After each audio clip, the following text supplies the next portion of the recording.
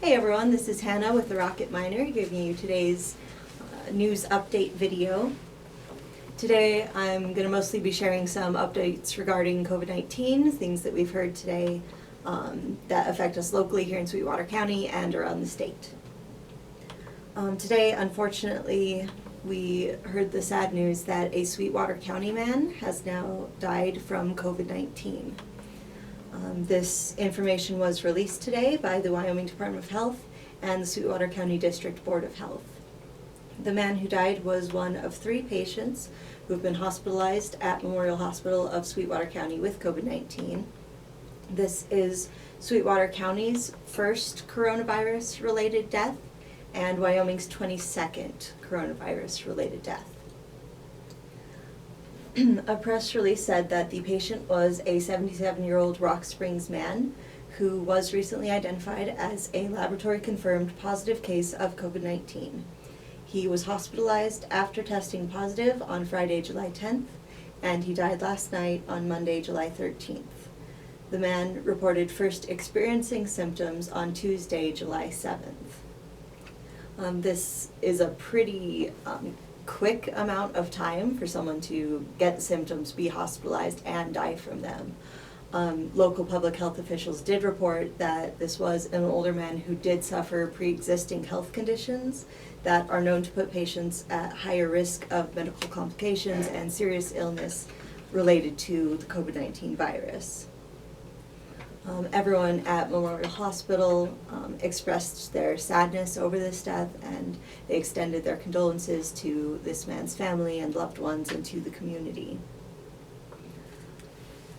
With this press release today, the Wyoming Department of Health also gave some more information about how COVID-19 related deaths are reported and how it's confirmed that the deaths are related to the virus.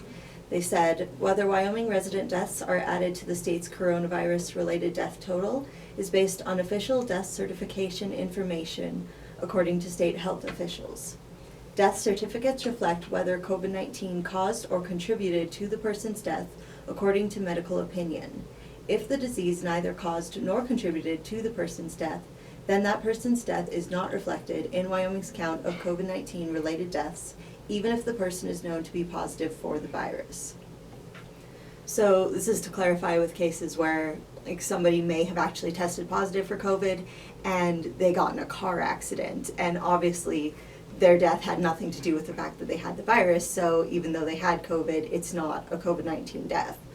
But for people who do have COVID-19 and die either just directly from the virus, like they had no other existing health problems, or if they did have existing health problems, but then COVID-19 complicates those and makes them even more sick and leads to the point where they end up dying, that does count as a COVID-19 death. That's counted in the state's death totals because it directly contributed to and influenced the fact that they died.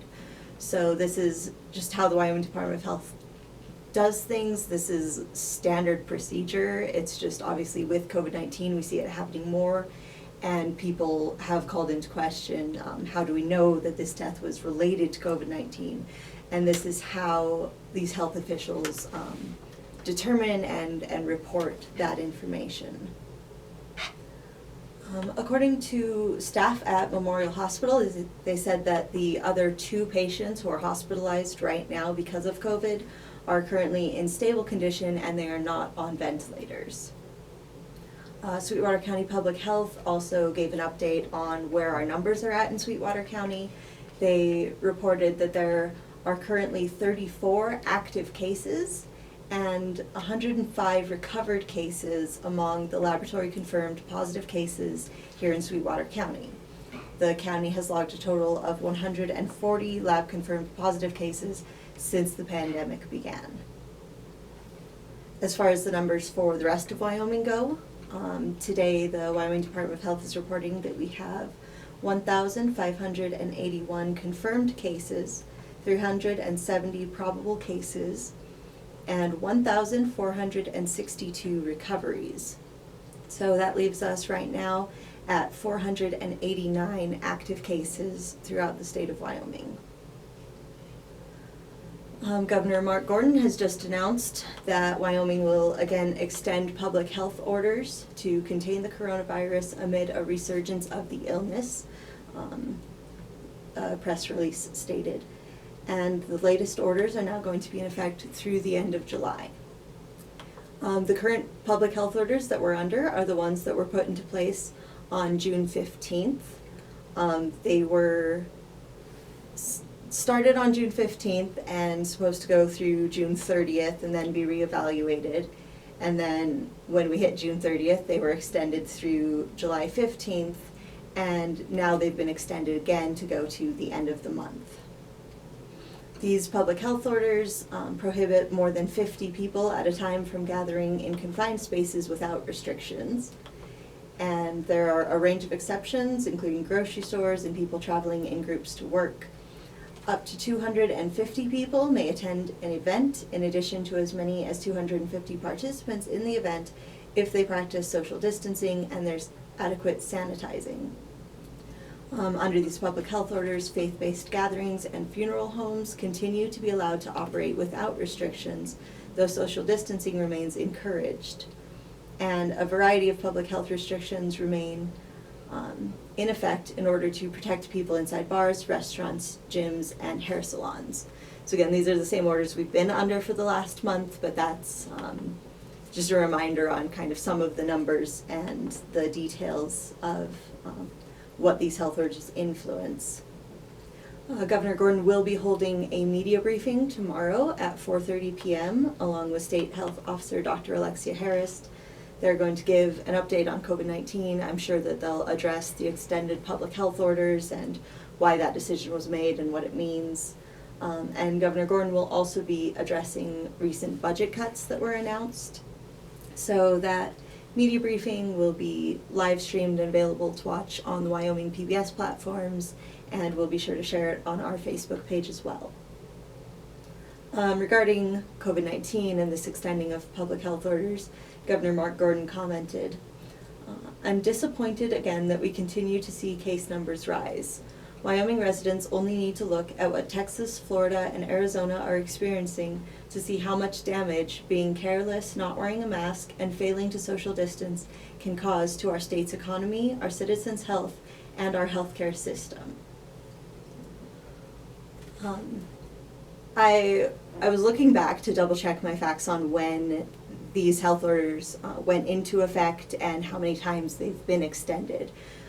So as I said, this is what we've been under for just a month now, and then it'll be extended a little bit longer.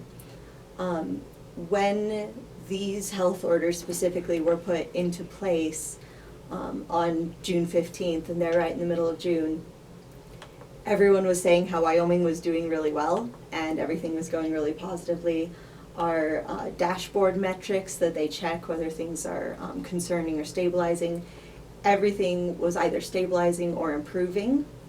We were at just about 1,000 total cases of the virus in Wyoming, and at that point we had less than 200 active cases in Wyoming. It's been a month since then, and now the dashboard metrics are back to mostly stabilizing, but the new cases is still listed as concerning now. We've almost doubled the number of total cases that we've seen in the state, and right now we have more than doubled the amount of active cases. As I said, then we were just under 200, now we're just under 500. So all of that has been going up. And when I looked back and saw the discussion that was happening when these health orders were put in place, this was one of the big changes in our public health orders where things were being allowed to reopen, and there were less restrictions and just more flexibility with things. And these were put into place because of where we were at then and how things were improving.